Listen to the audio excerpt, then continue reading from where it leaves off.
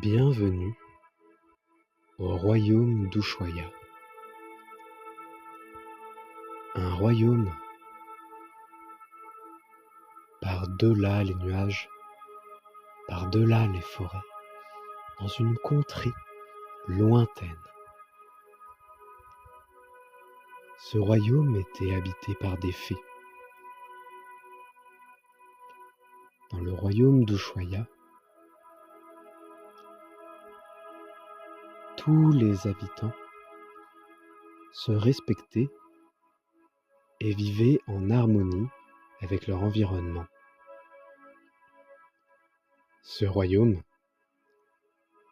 se trouvait au bord d'une rivière, dans un grand arbre.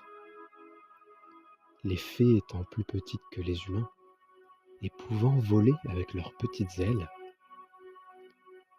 ce royaume n'était pas très grand. Il était composé d'une forêt qui pour les fées était immense, du cours d'eau qui traversait la forêt et des montagnes qui s'étendaient au loin.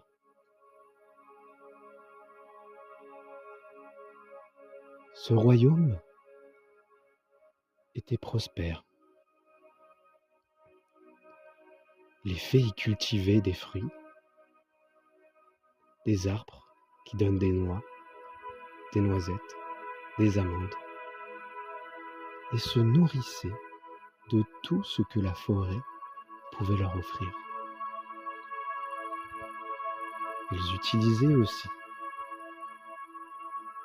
ce que la nature leur donne pour fabriquer tout un tas de petites inventions. Des choses du quotidien comme des paniers, mais aussi des mécanismes en bois très sophistiqués. Dans ce royaume, la plupart pratiquaient la magie des fées, avec évidemment la poudre de fée qui leur permettait de voler toujours plus loin, toujours plus longtemps.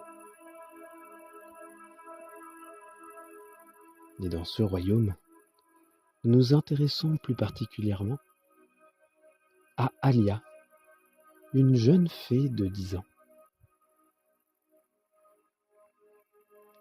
Cette jeune fée avait parcouru un long voyage où elle avait quitté son village au cœur de l'arbre pour explorer les pays voisins. Elle était partie à la recherche d'un arc-en-ciel et avait vécu de nombreuses aventures. Elle avait rencontré des elfes marins, avait fini au milieu de l'océan sur une île, avait rencontré des êtres aquatiques, des baleinas et tout un tas de créatures fantastiques, comme son fidèle compagnon de voyage, le grand papillon géant, qui l'avait emmené sur les flots. C'est là-bas, en pleine mer, qu'elle avait rencontré sa meilleure amie, Mia, qui était une elfe de l'océan. Elles se sont rencontrées et dès cet instant, elles sont devenues amies. Mais le jour où Alia dut partir pour continuer sa quête, Mia lui demanda de l'accompagner et c'est elle qui quitta son village pour vivre la suite de l'aventure avec Alia, qui les mena à l'arc-en-ciel qu'elle cherchait, qui leur permit d'aller dans le pays des songes. Mais elles étaient rentrées à la maison, avec une nouvelle amie, avec qui elles continuaient de préparer la prochaine aventure. Retrouvons-les aujourd'hui Que font-elles? Comme vous le savez, ce grand arbre majestueux peut quasiment être appelé le royaume des fées. Il est muni de plusieurs salles et à son sommet, une colonie d'abeilles dans leur ruche royale cohabite avec les fées. Ayant à peu près la même organisation, les abeilles, en échange de l'aide des fées, leur donnent une partie de leur récolte de miel. Les fées les aident à s'occuper des fleurs, ce qui participe à la production du miel. Un échange de bons procédés.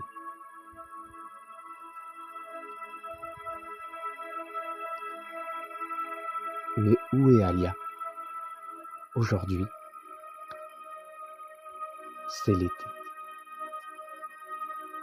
Le soleil est à son plus haut dans le ciel. Il fait très chaud.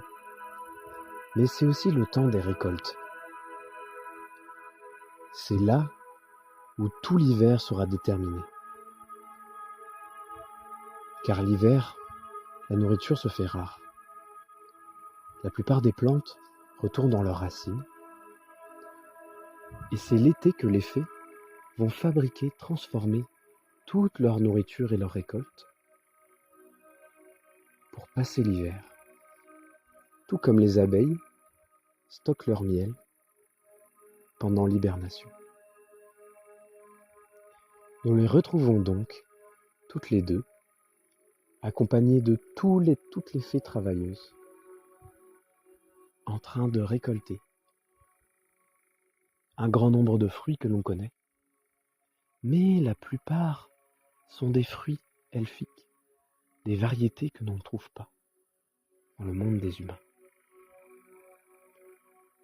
Heureusement, car elles se nourrissent quasiment exclusivement de fruits, de légumes, de plantes, de noix et de miel évidemment. Une rumeur circule que c'est grâce au miel et non pas à la poudre de fée qu'elles vivent aussi longtemps. Car les fées ne vieillissent pas. Elles peuvent vivre des centaines d'années. La reine, par exemple, a plus de 1000 ans. Tous les jours, sous la forte chaleur, c'est donc le temps des récoltes. Mais les fées aiment aussi beaucoup s'amuser. Elles font des pauses régulièrement et elles vont se baigner dans la rivière.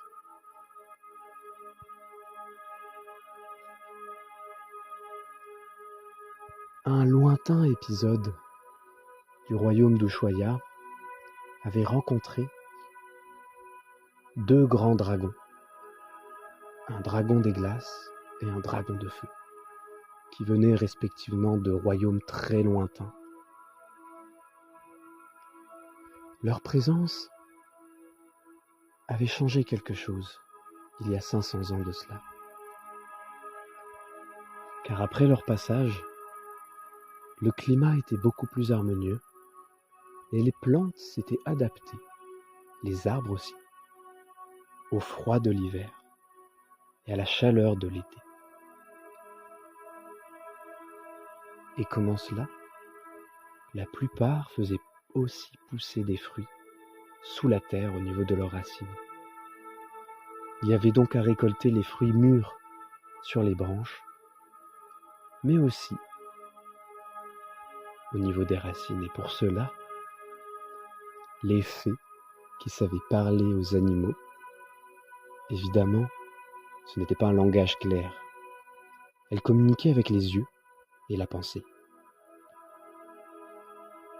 On voyait donc régulièrement une fée travailleuse ou alors une fée récolteuse, accompagnée d'un écureuil, d'un oiseau.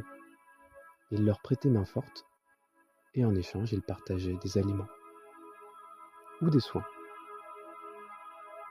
Vous vous en doutez, pour la récolte des fruits qui poussent sous la terre, toute une équipe de taupes chercheuses était de pair avec les fées qui étaient chargées de fouiller, retourner la terre, récolter les fruits, laisser un petit peu d'engrais à cet endroit et reboucher, afin que l'arbre récupère un peu des forces.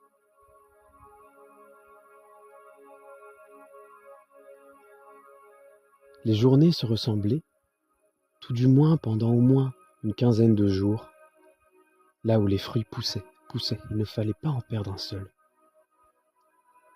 Certains étaient énormes. La plupart étaient de couleur flashy, allant du violet au orange fluo, avec des notes de vert et de bleu. Ils ressemblaient à des fruits exotiques. Certains poussaient en grappes. Évidemment, il fallait stocker tout ça. Alors les fées avaient construit une sorte de plateforme sur la rivière, dans lequel des grands barils baignaient dans l'eau.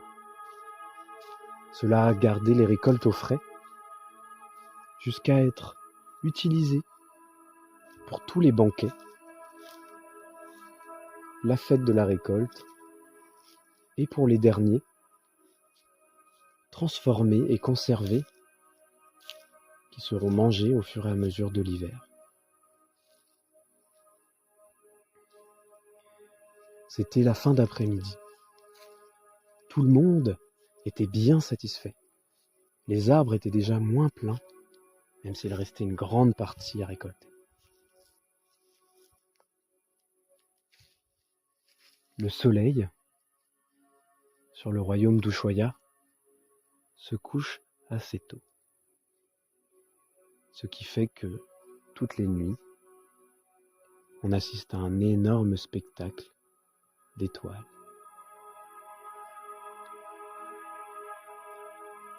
Ce soir-là, comme tous les soirs pendant les grandes fêtes de récolte,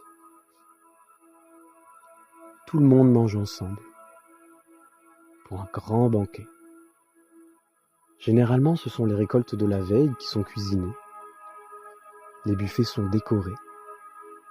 Les fées jouent de leurs instruments de musique dont elles ont le secret de fabrication, ressemblant un peu à la harpe, au violon, à la flûte, et même une sorte d'accordéon exclusivement fabriqué en bois, en matière végétale. Les flûtes sont creusées dans le bois. Les cordes sont formées de lianes. Et tous les soirs, les repas sont festifs pour célébrer les plusieurs mois de préparation,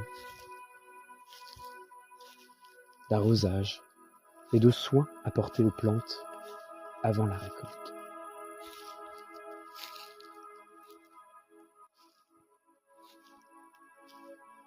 Ce soir-là, Mia, qui était en train de s'habituer petit à petit aux coutumes des fées du royaume d'Ushuaïa, s'amusait beaucoup plus. Elle dansait avec sa meilleure amie. Tous en cercle, ils changeaient de partenaire. Elle commençait à connaître les pas. Puis, en tournant dans le cercle, elle se retrouva face à une autre jeune fille. Cela lui rappela sa sœur. Pendant un instant, elle repensa à son village qu'elle avait laissé depuis 1 mois maintenant. Elle eut quelques secondes de nostalgie, puis en se secouant la tête, se recentra dans la fête, mais gardait cette petite émotion dans un coin de son cœur. À la fin du banquet, tout le monde aidait à ranger, puis tout le monde se rassemblait aussi dans la grande plaine afin de regarder le lever de lune. Car sur Ushuaïa, la lune est légèrement bleutée. Elles sont au nombre de 2, mais la plupart du temps, elles ne sont pas ensemble. Elles apparaissent l'une après l'autre. Le lever de lune est toujours très spécial, car au loin, à l'horizon, sa couleur est légèrement violette. Les soirs de lune, les étoiles sont moins visibles, mais c'est un spectacle à elles toutes seules. Et les lunes des récoltes sont gigantesques. Tout le monde allongé dans l'herbe, dans la plaine, observa ce spectacle, et il sera de même pendant toute la durée des récoltes. Comme un rituel, car les fées sont très connectées à tout ce qui les entoure. Et la lune, qui se lève toutes les nuits, est comme un messager, un gardien du temps et des événements.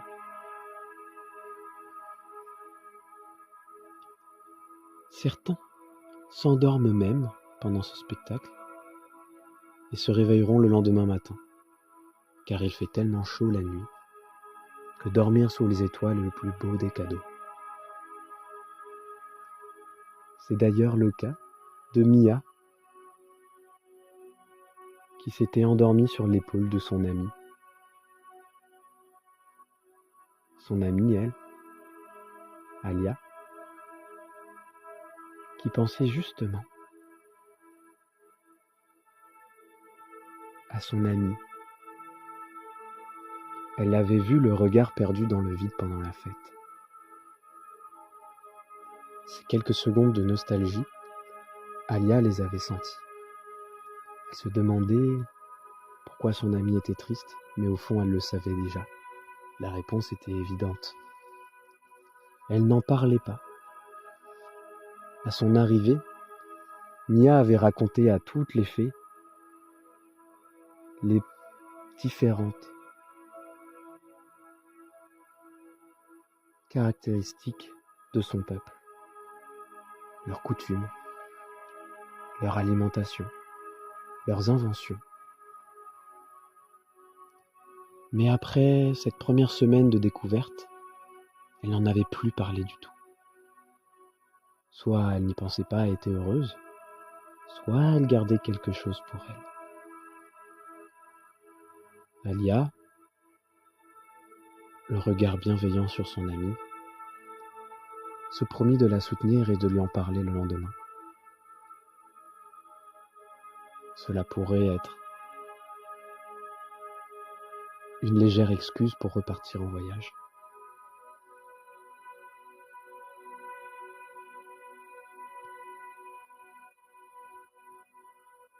Et petit à petit, que la lune monta haut dans le ciel, elle commença à se sentir de plus en plus fatiguée. Mais elle ne voulait pas louper ces quelques minutes quand la lune est au plus haut, où elle se teint de couleur légèrement rose. C'était presque. Elle commençait à fermer les yeux, mais restait encore un peu éveillée. Jusqu'à ce moment-là, quelques minutes, 2, 3, où le bleu laisse place à des cratères légèrement roses, jusqu'à englober la totalité de la lumière de la lune dans cette belle couleur rose, comme si c'était un fruit de leur récolte. Et sur ce, satisfaite, baignée par la magie de la vie, Alia ferma les yeux, blottie contre son amie, au milieu de la grande plaine d'herbes chaleureuses, et s'endormit profondément. Pour passer une belle nuit. Dans cette grande plaine, berceau de festivités, mais aussi sanctuaire de repos pour tous les étés où il fait chaud.